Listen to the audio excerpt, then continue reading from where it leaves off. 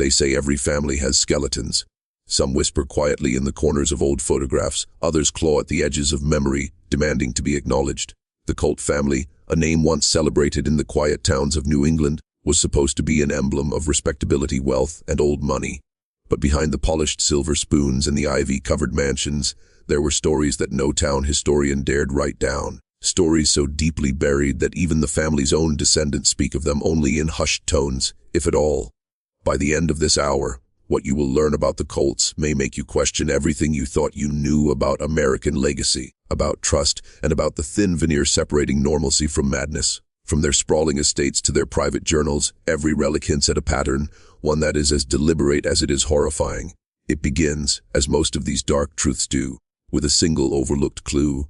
A diary page in a library that should have been forgotten. A child's sketch that no one remembered drawing.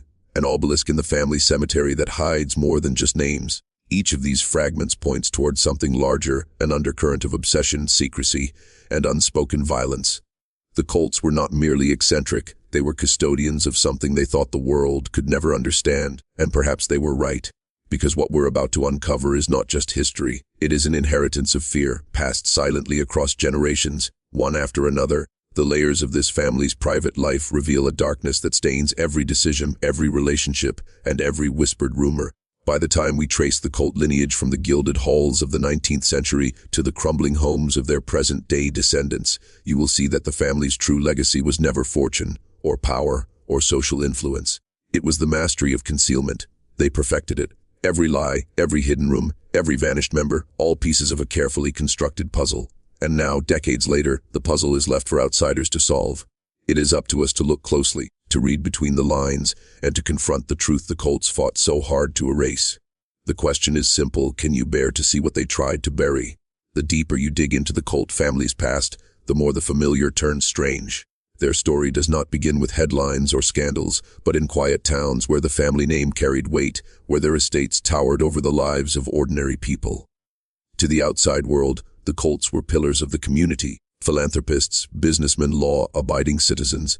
But in the shadows of those grand homes, a different narrative was being written, one that history books would never record. Family members spoke little of it, and when they did, their words seemed rehearsed to the point of erasing any trace of guilt. But clues remain: letters hidden in attics, diaries bound with fraying leather, and photographs where smiles feel too forced, too careful, hint at a pressure beneath the surface, a pressure that eventually cracked the family in ways no outsider could have predicted. One recurring motif in their archives is control: who could speak, who could inherit, who could survive. And the strange part is how subtle it was. Children learned early that silence was rewarded, that curiosity was punished. Even small acts of defiance, questions, letters, sketches, would vanish as if they had never existed. Some scholars suggest the Colts were obsessed with legacy, not in the way most families are, but in the way someone obsessed with a secret will obsessed with ensuring it lives on. Every diary entry, every ledger, every correspondence is a thread in a web designed to trap those who dared look too closely. And when you follow these threads, you see patterns that are difficult to reconcile with the image of respectability. There are accounts of disappearances, of sudden moves, of estranged cousins who were never spoken of again. Neighbors remember the odd smells, the unending construction on hidden rooms, the servants who came and went with alarming regularity. The family's outward generosity masks an inward tyranny, and the further you look, the more apparent it becomes that the Colts' history is a history of secrets, kept so well that even their own blood could not escape them. What we are about to uncover is more than old family drama. It is a psychological labyrinth, and once you enter, the path back to ignorance no longer exists. The question is not just what the Colts did, but how ordinary people became complicit in their quiet terror. By the time this story is over, you may find yourself wondering whether the house on the hill, the smiling patriarch, and the lavish parties were ever real, or merely a stage for something far darker. By the early 1900s, the Colt family had established a pattern that would define them for generations. It wasn't just wealth they passed down, it was an unspoken code of secrecy, a rigid hierarchy that punished curiosity and rewarded compliance. And while the public saw elegant soirees, charitable donations, and well-tailored appearances, the private life of the family tells a story of obsession and manipulation so meticulous it almost seems ceremonial. Some historians suggest that this need for control stemmed from the patriarch's early encounters with failure or shame, though the exact origin is impossible to verify. What is verifiable, however, are the consequences. Children were kept apart from their cousins, siblings were encouraged to distrust one another, and every minor rebellion was catalogued, sometimes literally, in handwritten ledgers that still exist in the hidden corners of their estates. One particularly chilling example is a collection of letters between a father and his eldest son. At first glance, they appear benign guidance, discipline, fatherly advice. But when read closely, there is a pattern of subtle threats, psychological coercion, and an insistence on obedience that borders on ritualistic. Even trivial mistakes were transformed into moral failings, chronicled with painstaking detail.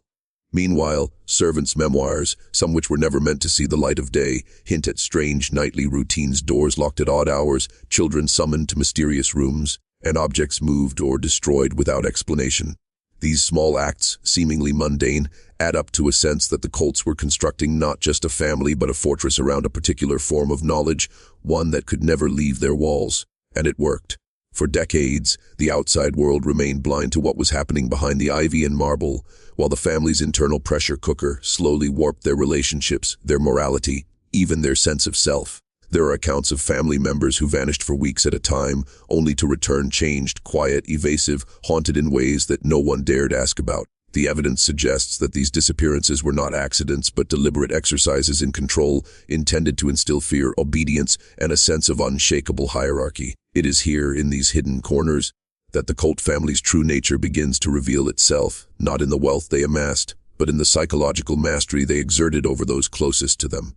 And once you see it, you realize that the surface charm, the polished reputation, was always a mask and a remarkably effective one. By the 1930s, the Colt family's shadow had grown long, stretching into places no outsider could reach.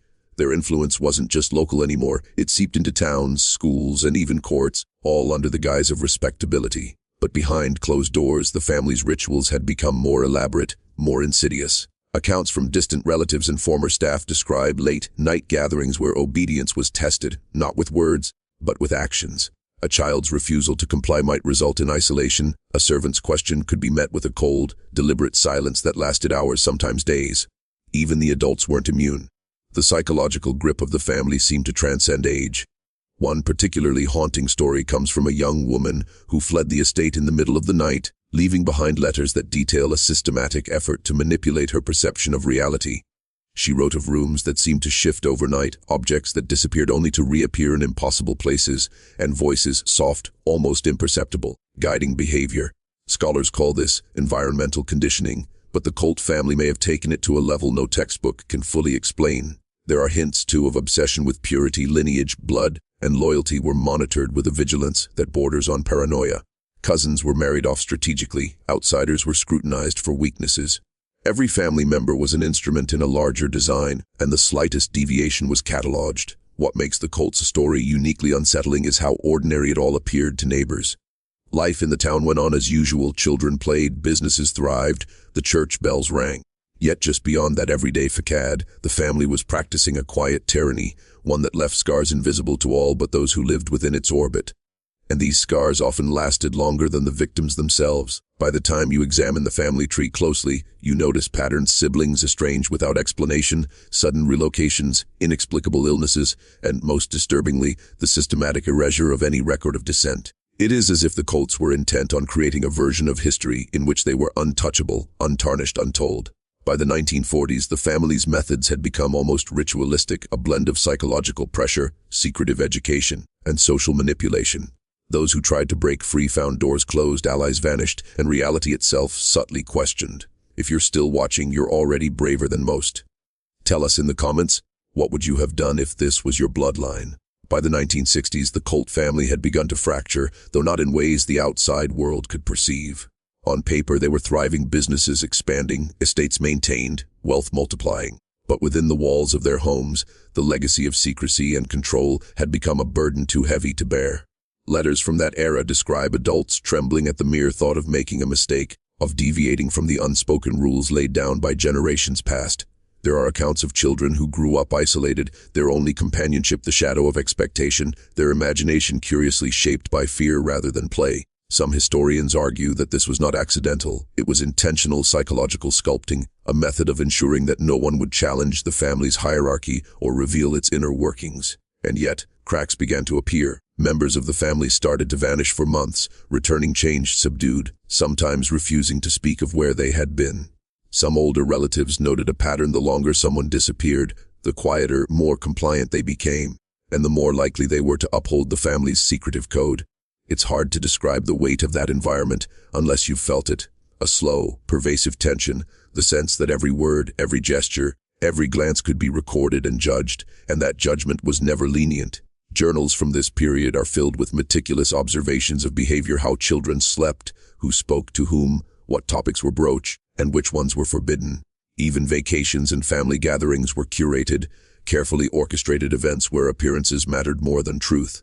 The family's obsession with control had metastasized into a culture of surveillance, where emotional responses were monitored as closely as business dealings. The most disturbing aspect is how self-perpetuating it became. Younger members learned to enforce these rules on one another, perpetuating the same silent tyranny their elders had imposed.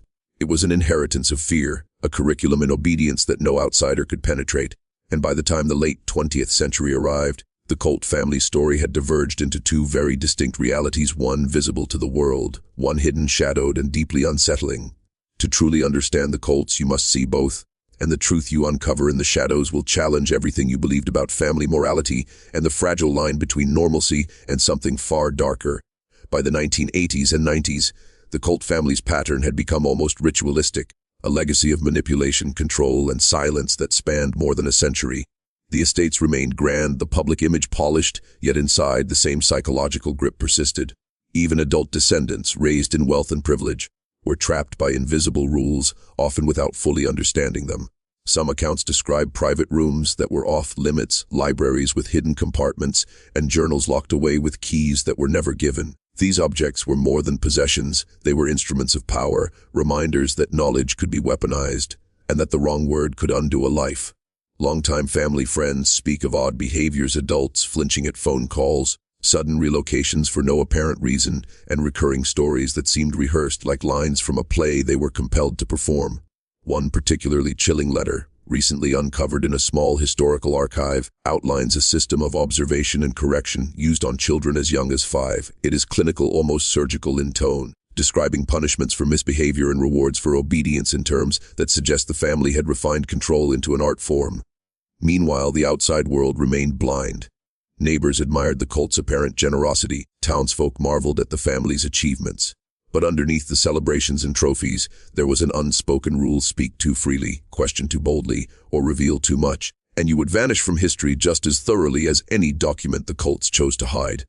By the late 20th century, a few brave former relatives began leaving cryptic testimonies, fragments of memory describing both abuse and awe, terror and fascination. They spoke of a house that seemed to breathe, of voices that guided decisions, of a family tree not of relationships but of power dynamics. Each revelation peels back another layer, showing a family not just obsessed with control, but with rewriting reality itself.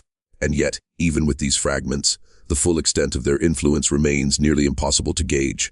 The Colts perfected the art of erasure, and perhaps that is their greatest achievement: a history so meticulously hidden that only those willing to dig, to question, and to confront the disturbing truth can even begin to see it.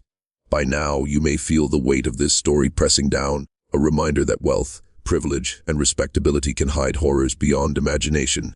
But the Colts' secrets are still out there, waiting to be uncovered, and some of them may be closer than you think. The final chapter of the Colt family story is not neatly written, because it isn't over. Even today, descendants live under the shadow of centuries of secrecy, their lives shaped by rules they may not even fully understand. Investigations into the family reveal patterns that seem almost ritualistic: sudden disappearances, mysterious relocations, and carefully curated facades maintained at every turn. Some members have tried to escape the weight of their inheritance, only to find that the family's influence reaches farther than geography, farther than time. Social connections, legal entanglements, even old loyalties can bind a person as tightly as any wall or locked door. And the most unsettling truth is this: the Colts didn't just hide their secrets, they engineered them, embedded them into the very psychology of the family, so that silence became instinct, compliance became identity, and memory itself could be shaped by fear. Historians and psychologists who have studied the family often speak in terms of obsession and control.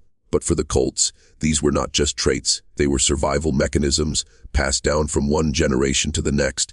refined and perfected over decades, and now for anyone outside the family, the story of the Colts feels like a puzzle with missing pieces, a history written in shadows and whispers, a legacy of fear that exists quietly beneath the surface of American normalcy. When you trace the family tree, you see more than names, you see patterns of influence, of manipulation, of hidden pain. And in some ways, that is the family's most lasting secret. The truth of the Colts is not in the estates they built or the fortunes they accumulated. It is in the silent suffering, the controlled obedience, and the erased voices that history may never fully record. As we step back from the story, the question remains how much of what we see around us, what seems normal, respectable, even benevolent, might be masking darkness as carefully hidden, as meticulously maintained, as the secrets of the Colt family. The answer may haunt you long after the final page is closed, because some legacies are not meant to be forgotten, and some histories refuse to stay buried.